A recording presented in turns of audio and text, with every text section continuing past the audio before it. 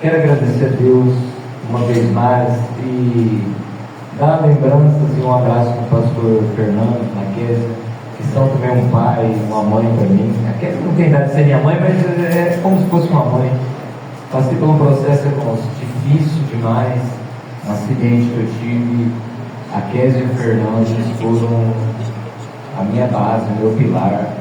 É claro que usados por Deus. São pessoas que eu carrego para a minha vida toda. Essa família é uma família abençoada de Deus. E fiquei muito feliz aqui e profetizo que vai crescer ainda mais ainda aqui, pastor. Deus vai dar, Deus vai enviar recursos de onde não tem, Deus vai abrir porta onde não tem nem janela feita, Deus vai abrir porta e vai mandar recursos para este lugar, irmão. Porque a obra dele é grande aqui neste lugar. Eu já senti ele aqui, irmãos. Quem sentiu a presença de Deus aqui? Amém. Marcos capítulo 5,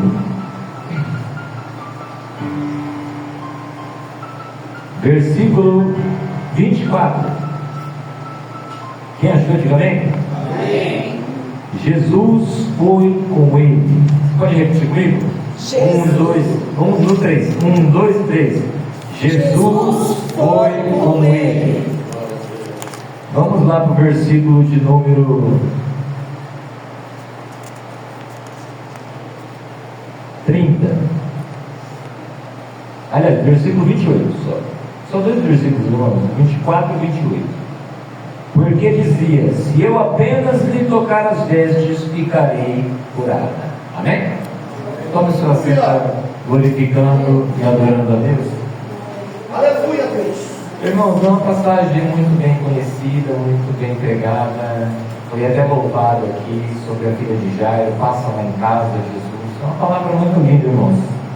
E eu queria pregar sobre o crisol, pastor.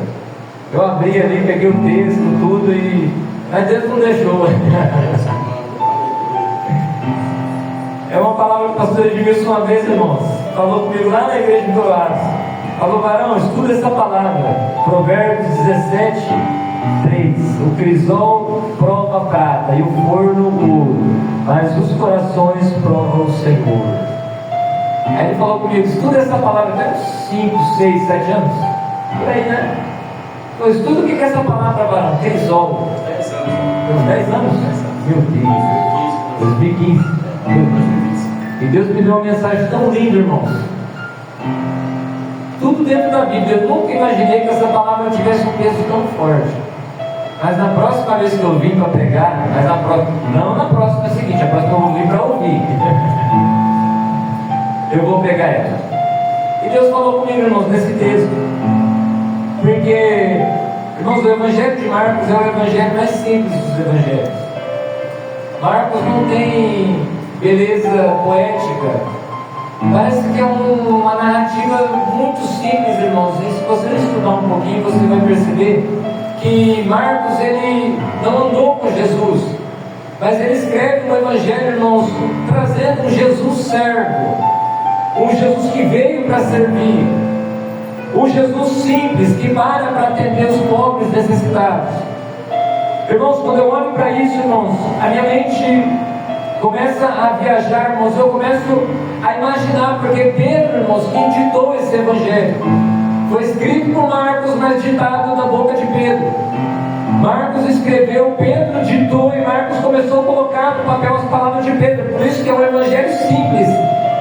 Não tem genealogia como o evangelho de Mateus, não tem poesias como o evangelho de João, não tem muitos milagres como o evangelho de Lucas, porque Lucas era médico. Mas quando eu olho, irmãos, para a Bíblia Sagrada, olho para o evangelho de Mateus escrito por Marcos, irmãos, me chama a atenção, porque Pedro era aquele homem, aquela pedra fora da curva, aquela bola fora, aquele homem fora do eixo, aquele homem, aquela pedra bruta que Jesus pega na beira-mar. Jesus pega ele e fala com ele, fala: a partir de hoje você não vai ser mais pescador de peixe, você vai pescar homens para o meu reino. Quando eu olho para Pedro, irmãos, eu consigo me enxergar, porque eu consigo me enxergar, mas eu consigo ver as minhas fragilidades, as minhas fraquezas em Pedro. Aí Jesus olha para Pedro e fala: tu és Pedro, e sobre essa pedra edificarei a minha igreja, e as portas do inferno não prevalecerão. Irmãos, a igreja é eu e você. A pedra é Jesus Cristo. Ele é a pedra angular, é a pedra de esquina, irmãos, é a pedra que fortalece as nossas vidas. E você é a igreja dele. Então o diabo, ele não pode te derrubar, ele não pode te destruir, porque você é templo e morada de Deus.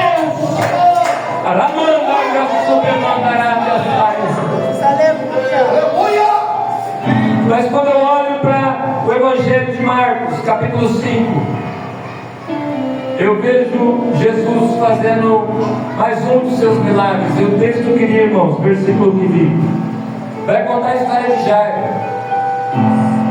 Jairo chega com um problema diante de Jesus. A sua filha de 12 anos está enferma, e Jairo precisa de um milagre, como eu e você precisamos de um milagre. Jairo vai atrás de Jesus. Jairo, vamos dizer que Jairo vai no culto aonde Jesus está, e ele chega em Jesus e fala com Jesus: Senhor, a minha situação é essa, minha filha está lá em casa. E a Bíblia diz que Jesus se dispõe a ir com ele. Ele convida e Jesus vai. Irmãos, o meu desejo nessa noite, irmãos, é que eu e você convidamos Jesus não somente para estar aqui, mas para ir conosco para a nossa casa, para o nosso trabalho, para a nossa vida, para o nosso sono. Que a gente convide Jesus em todo o tempo, pastor Edmilson, porque nós, irmãos, nós viemos da igreja, cultuamos, mas o nosso culto começa em casa, começa de manhã quando nós abrimos nossos olhos, começa às vezes de madrugada quando acordamos para orar. O nosso culto começa em casa. Aqui é só um reflexo, aqui é só, irmãos, um quartel general, que a gente vem aqui para receber armadura, para enfrentar os inimigos que estão lá fora, e não é carne, não é osso, é os inimigos espirituais, hostes espirituais da maldade que estão aí fora, e Deus conta com você, Deus conta comigo e com você para lutarmos aí fora. E Jesus vai com Jairo, aleluia, Jesus. Maravilha! Ele manda a suga. Mas o que me chama a atenção, irmãos, é que Jairo é um homem importante, é um homem rico, é um príncipe da sinagoga, e há quem diga que ele ajudou a construir a sinagoga. Jairo é um homem importante. Ele chega diante de Jesus e pede um milagre. Jesus vai, fala com ele, fala: eu vou te acompanhar, eu vou com você. A Bíblia diz, e Jesus foi com ele. Irmãos, nesse período de tempo, a história começa em Jairo, mas há uma mulher também que está sofrendo com um problema. E quando eu estava, irmãos, quando eu li essa passagem, o que me chamou a atenção, irmãos, foi o versículo de número 24. Se você continuar lendo o versículo inteiro, irmãos, eu não li o versículo inteiro, só li a parte A. Jesus foi com ele. E diz a Bíblia Sagrada assim, a partir do versículo: grande multidão seguia comprimindo ou apertando. Me chamou a atenção isso, porque quando eu li isso, Jesus falou comigo: filho, quantas das vezes você vem na minha casa, em vez de pedir, você me aperta? Isso é muito forte, irmão. Em vez de pedir, nós apertamos, colocamos Jesus contra a parede, falando: não, Deus tem que fazer, porque isso, porque aquilo, porque aquilo, porque aquilo. E a Bíblia diz assim: quem és tu, barro, para dar ordem a quem te criou? Irmãos, Jesus, a multidão apertou Jesus, mas ninguém conseguiu tocá-lo. Eu vou repetir: a multidão apertava, mas ninguém conseguiu tocar a ele. Mas de repente vem uma mulher por detrás da multidão, pastora Keila, e vem, ele coloca as mãos nas vestes dele e é curado. Irmãos, isso me chama a atenção. Por quê, pastor? Porque quando a gente olha para a Bíblia Sagrada, muitos poderiam receber o seu milagre, mas aquela que tocou diferente recebeu. Eu vou repetir: quando a gente chega num culto como esse, Jesus está passando aí. Então toca nele, irmão, não aperta, toca. Se você apertar, não sai nada, mas se você tocar pela fé, sai virtude.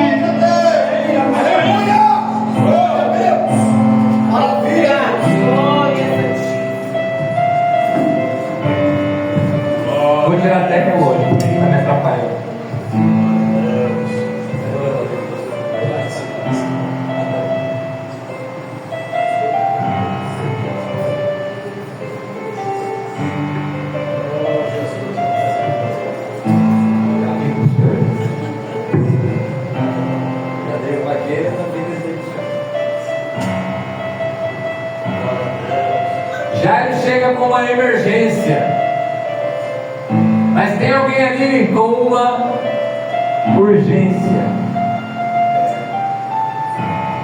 O estado, irmãos, que essa mulher se encontra é diferente, parecido, mas diferente.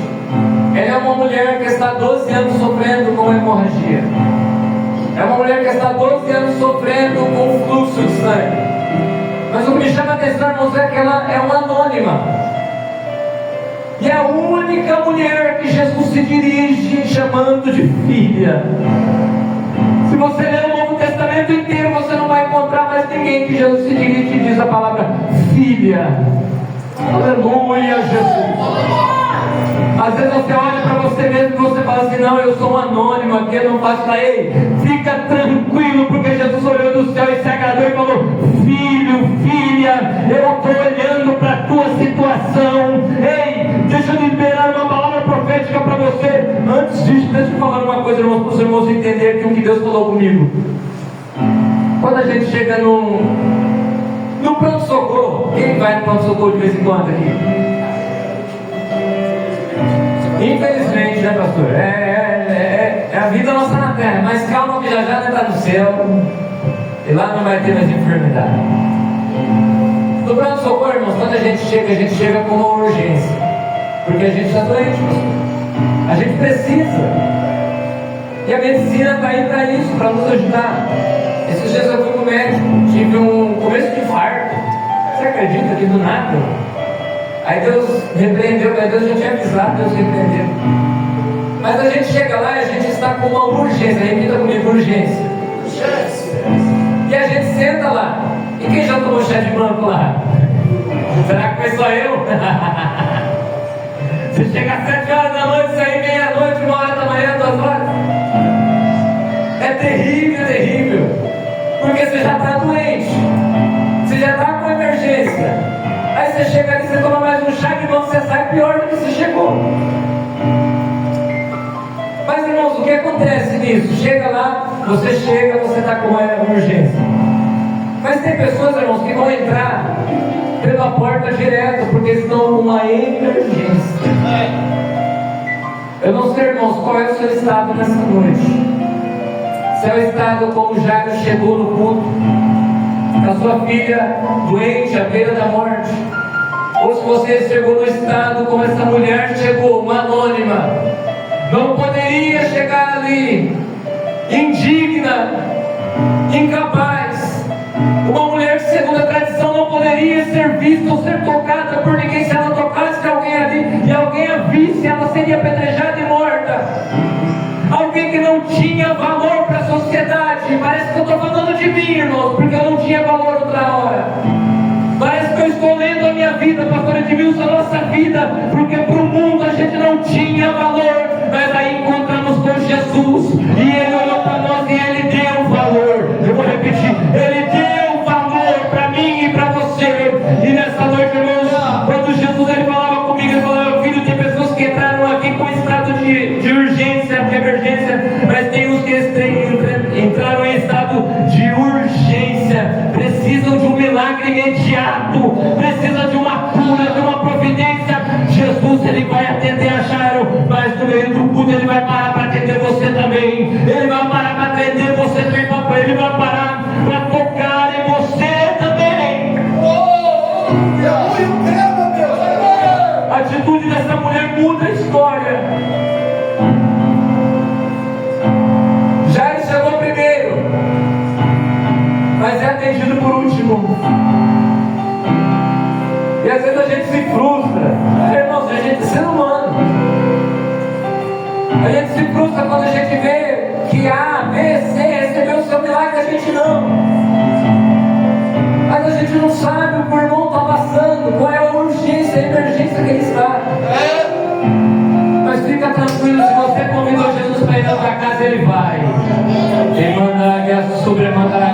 Eu vou repetir, se você convidou Jesus para ir na tua casa, ele vai na tua casa, ele vai na tua família, ele vai no teu trabalho, ele vai no teu ministério, ele cura, ele restaura, ele vai levantando, ele vai tocando, ele vai restaurando e colocando de pé.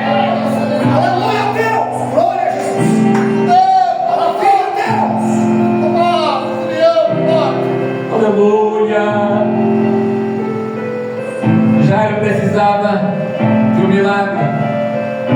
Mas quando ele chega perto da casa de Jairo, eu esqueci o nome que fala das mulheres. Tinha um nome certo para as mulheres que eram pagas para chorar. Elas estavam chorando ali. Elas eram pagas para isso.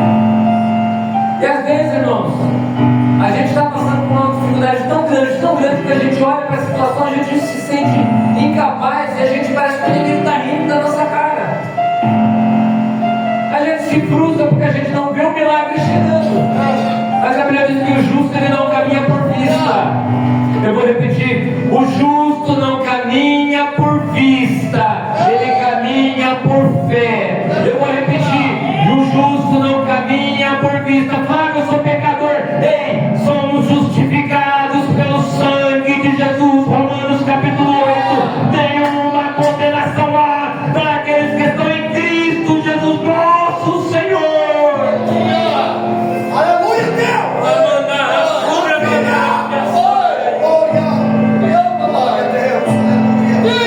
Fecha o teu olho nesse momento. Jesus veio nesse culto nessa noite, está olhando para mim e para você. Eu não sei qual é o seu estado, mas se entrou aqui alguém aqui com estado de emergência, fica tranquilo que ele já está chegando aí. Você não precisa ver, mas você pode tocar com a sua fé. Começa a pensar naquele problema que está te incomodando, que você não consegue tirar da cabeça, que às vezes você vê e não consegue cultuar. Porque o problema vai batendo no coração. E às vezes, pastor Edmilson, o problema é tão sério, e é tão longo, de a longo prazo, irmãos, que a Bíblia chega a dizer assim, que a esperança demorada enfraquece o coração. Às vezes Deus promete, a gente fica esperando. E a promessa não se cumpre, a gente vai esperando, a gente vai se desgastando com o tempo. Aí a gente vê o irmão que chegou ontem na igreja recebendo e a gente ainda não recebeu. Mas fica tranquilo que Jesus te conhece, Ele sabe que você aguenta. Eu vou repetir, Ele sabe que você aguenta. O tempo da espera é mais doído do que a correção de Deus. O tempo, às vezes, irmão, de esperar é mais doloroso. Porque quando Deus fala, pastor Edmilson, que vai nos corrigir, é fácil, a gente sabe que Ele nos ama, por isso que Ele corrige. Mas quando Deus se cala é mais difícil. Quando Deus fica em silêncio é mais doloroso. O tempo da espera é difícil. Mas o tempo da espera, eu profetizo, acaba hoje. Eu profetizo, acaba hoje o tempo da espera. Se levanta, se toma espera essa noite. Cadê a menininha que cantou, passa lá em casa? Vem cá louvar de novo, passa lá em casa. Glória a Deus. Não pego mais.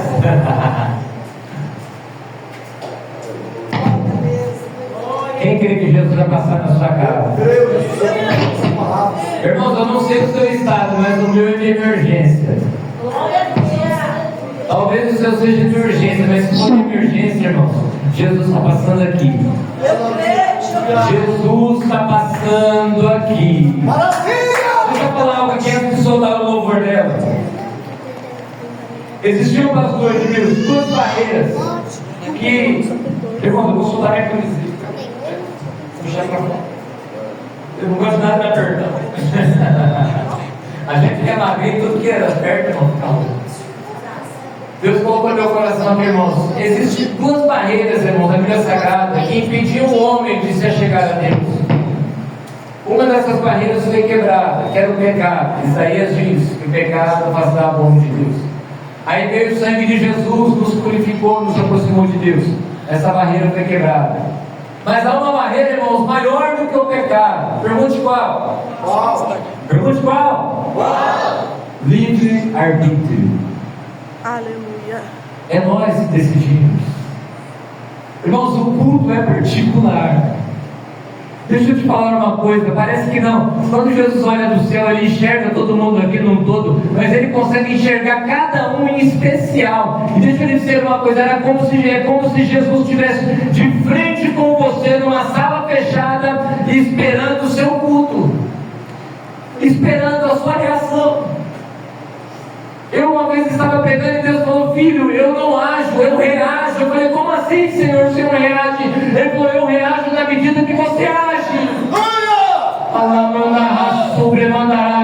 Então fecha o teu olho e presta o teu culto nessa noite. O culto não acabou ainda. Aleluia. Só o louvor Glória a da Deus. Levita aqui. Aleluia, Deus. Coloca a mão no seu coração.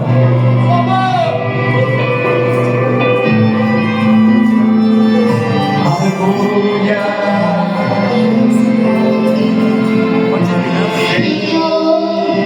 Não foi fácil te encontrar aqui.